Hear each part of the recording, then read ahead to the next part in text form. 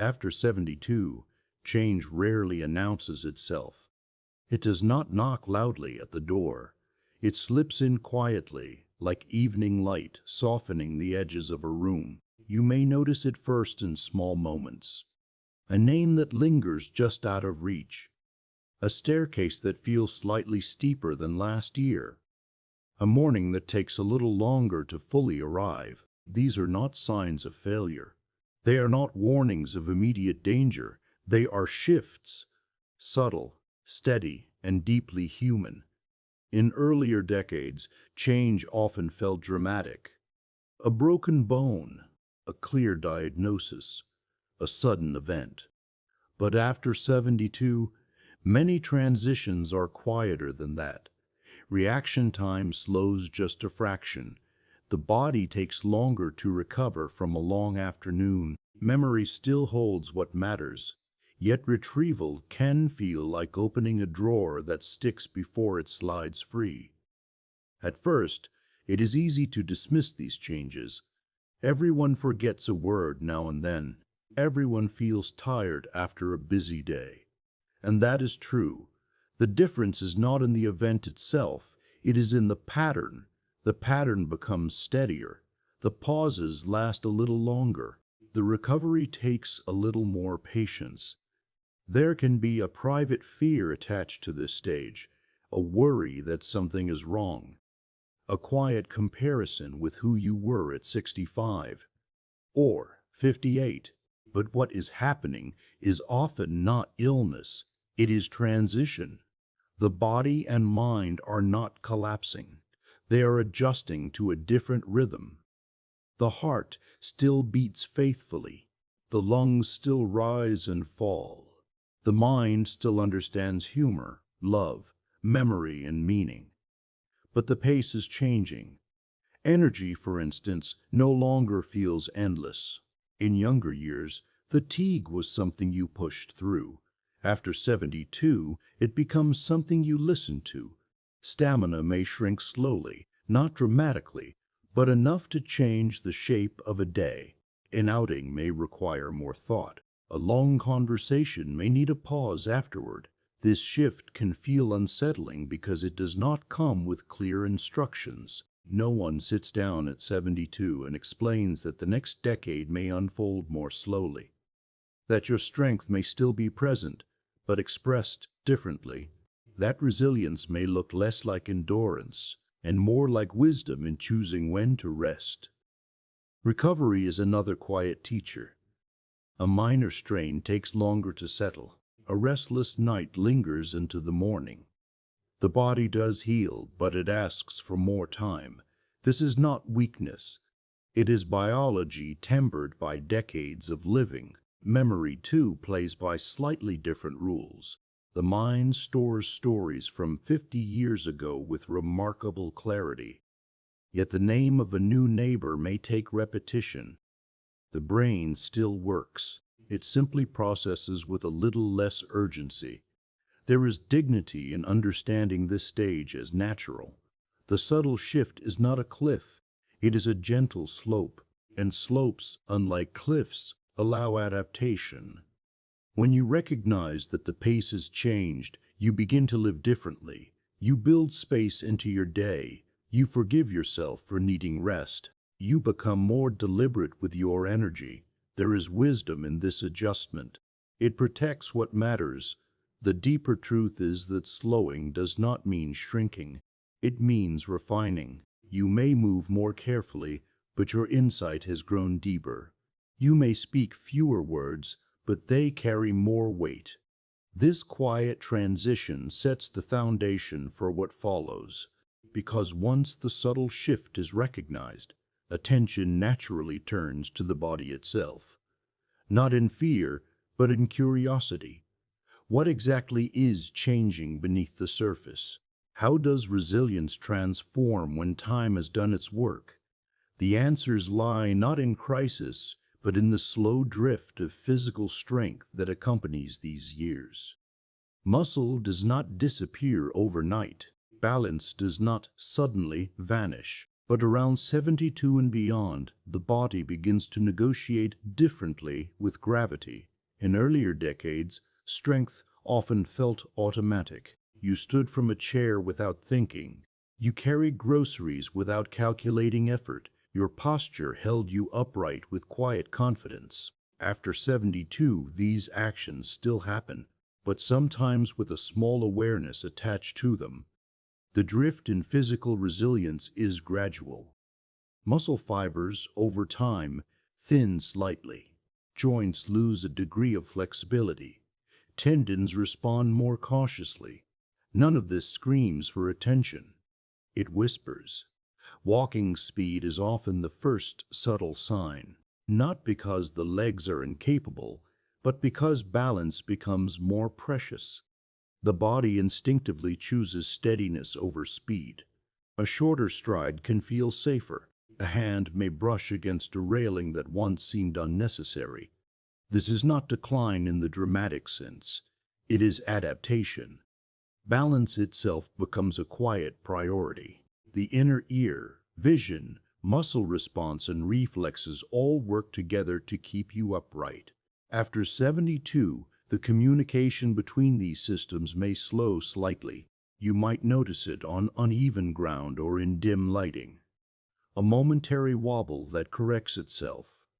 A hesitation before stepping off a curb. These moments are often small, but they shape confidence. When confidence shifts, movement changes. Joint flexibility also transforms gently. The hips may feel tighter in the morning. The shoulders may not reach quite as high as before. The spine may bend forward just a little more over time. These are not sudden changes. They are cumulative. Recovery time, perhaps more than anything, reflects this stage. After physical effort, the body now asks for restoration. A long walk may require a quieter evening.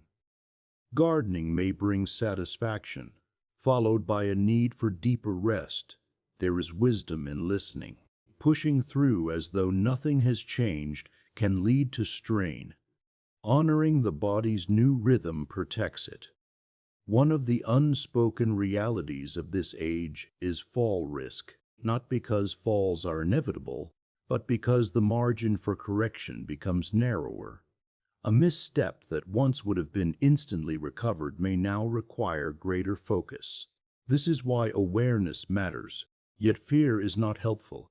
Fear stiffens movement. Awareness softens it. When you understand that resilience has shifted, you move with intention rather than panic. Strength still exists. It simply requires maintenance, gentle use, consistent engagement. Muscles respond to attention even in later years. They may not grow as quickly, but they respond. Posture tells a quiet story as well. A forward lean often reflects both muscle changes and confidence shifts. Standing tall becomes an act of quiet self-respect. Not rigid, not forced, but mindful. There is dignity in adapting to these changes. Using support when needed does not signal defeat. Choosing shoes carefully. Pausing before turning quickly. These are signs of intelligence, not weakness. As the body's resilience shifts, another layer of change often emerges. It is less visible than muscle and bone. It lives in the mind's processing speed and the pauses between words. And so the attention moves gently upward, from muscle to memory. The mind, after 72, remains capable of remarkable depth. It holds decades of experience. It understands nuance. It recognizes patterns quickly in familiar situations. Yet there is often a subtle slowing in how new information is processed. A conversation may move quickly, and you might feel a half-second behind before catching up. A new technology may require repetition. Reading dense material may ask for more time. This is not loss of intelligence. It is a shift in processing speed. The brain, like the body, adapts with age. Signals travel a little less rapidly. Retrieval of words may pause. You know the word, you feel it close, but it sits just beyond reach for a moment longer than it once did. These pauses can feel frustrating, particularly for those who have always taken pride in quick thinking. The inner critic can grow loud in these moments. But perspective matters. Long-term memory often remains strong. Stories from childhood, details from decades past, lessons learned through hardship all remain vivid. What changes is the speed of access to recent details. Mild forgetfulness becomes more common. Misplacing glasses, repeating a question, walking into a room and needing a second to recall why. These experiences, when occasional and not rapidly worsening, are often part of normal aging. Serious cognitive conditions usually involve more dramatic patterns, confusion about familiar places, difficulty managing finances, profound personality shifts. These are distinct. The quiet changes most people experience are subtler. Emotionally, however, even subtle shifts can affect confidence. You may hesitate before speaking in a group. You may second-guess a memory. Pride, built over decades, feels tender. There is strength in patience with yourself. Slower processing does not mean diminished value. In fact, many find that while speed decreases, depth increases. Responses may take longer, but they are often more thoughtful. Concentration can also fluctuate. Long stretches of focus may feel tiring. Mental fatigue can arrive sooner. Rest becomes as important for the mind as it is for the body. Yet engagement remains vital. Conversations, reading, puzzles, storytelling, learning new skills at a comfortable pace all nourish cognitive health. The brain thrives on gentle challenge, not pressure. The key distinction lies in understanding that change does not equal failure. It signals adaptation. When the mind processes more slowly, it often processes more carefully. This quieter pace invites reflection.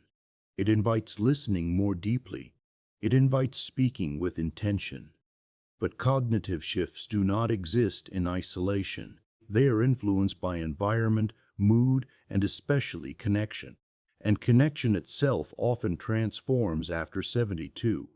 Social circles, like muscles, rarely disappear suddenly. They thin gradually. A friend relocates. A neighbor passes away. Driving becomes less comfortable at night.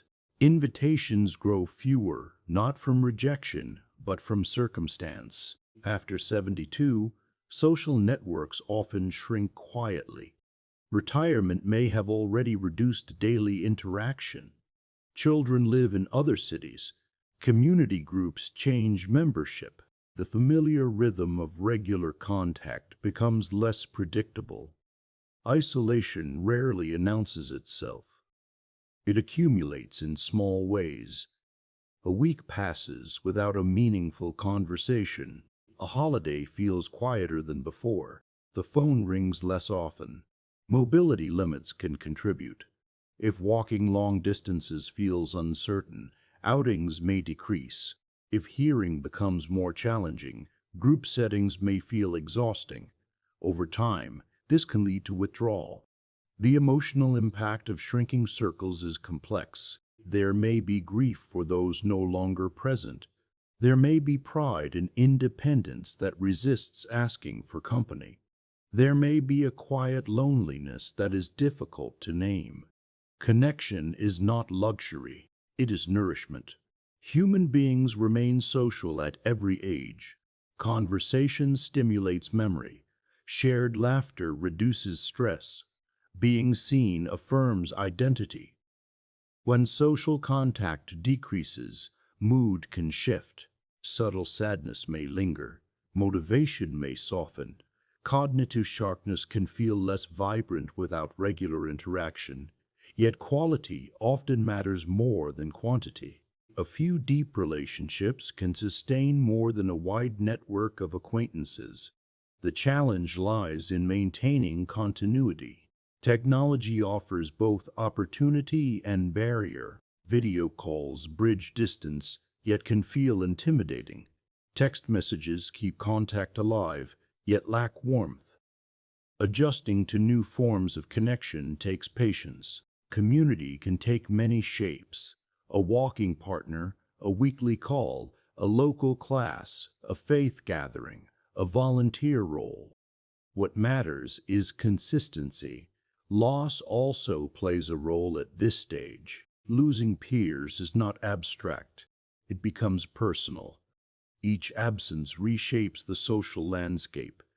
Grief, even when handled privately, influences energy. The shrinking circle can tempt retreat, but gentle outreach preserves vitality. Even brief interaction can brighten a day. As social rhythms change, it becomes clearer why many specialists do not fully address this stage, because what is happening is not easily measured. Medical appointments focus on numbers: blood pressure, cholesterol, bone density. These are important, yet they do not capture the lived experience of subtle slowing, shrinking circles, and shifting confidence. Conversations with professionals often revolve around disease prevention, screening tests, medication adjustments, risk factors. Necessary topics, certainly, but the gradual transformation of independence, the slower pace, the altered stamina, the social thinning rarely receives equal attention. There are reasons for this. Medicine is structured around measurable conditions. It is easier to treat a fracture than to discuss the emotional weight of moving more carefully. It is simpler to prescribe medication than to explore the quiet fear of forgetting a name. Time constraints also limit depth. Appointments are brief, focused, efficient. There is little space for philosophical conversation about aging itself, and so many seniors navigate this stage largely on their own, comparing experiences with friends, drawing conclusions privately, wondering whether what they feel is normal. The silence can create confusion. If no one speaks openly about gradual progression, it can feel isolating. Yet these experiences are common. The gap between clinical language and lived reality widens at this age. Terms like age-related change sound impersonal. They do not capture the emotional landscape. Yet understanding this gap can be freeing. If professionals focus on disease, it does not mean your subtle shifts are abnormal. It means they fall outside traditional measurement. Wisdom often fills this space better than data. Conversations with peers, reflection, acceptance, and with understanding comes responsibility, not in a heavy sense but in a gentle one. Protecting strength, clarity, and dignity becomes a personal practice. After 72, preservation becomes more meaningful than ambition. The goal is not to reclaim 30-year-old speed, it is to maintain autonomy. Gentle movement carries profound impact, not intense exertion but consistent use. Walking at a comfortable pace, stretching without strain, keeping muscles awake and joints engaged. Purpose-shaped stays. Having a reason to rise in the morning strengthens both mind and body. It may be small: a plant to water, a letter to write, a grandchild to call. Purpose does not require grandeur. Routine provides stability. Familiar rhythms anchor memory. Regular sleep, regular meals, regular contact. Predictability reduces cognitive load. Mental engagement remains powerful. Reading, storytelling, conversation, learning something new at an unhurried pace. The brain thrives on use. Self-respect matters deeply. Speaking kindly to yourself when memory pauses. Acknowledging effort. Accepting assistance when needed without shame. Dignity grows from adaptation. Using a handrail. Scheduling rest. Simplifying tasks. These are acts of wisdom, Connection must be tended deliberately, reaching out, accepting invitations, allowing yourself to be supported. None of this reverses time. That is not the aim. The aim is steady progression, slowed and softened. There is beauty in this stage. Insight deepens, gratitude sharpens, the urgency of youth fades, replaced by clarity about what truly matters. After 72, life does not contract. It concentrates. It becomes more essential. The quiet progression continues as it always has, but with awareness it unfolds not as a threat, but as a season that asks for gentleness, patience, and courage. And within that season, strength still lives, clarity still shines, dignity remains intact.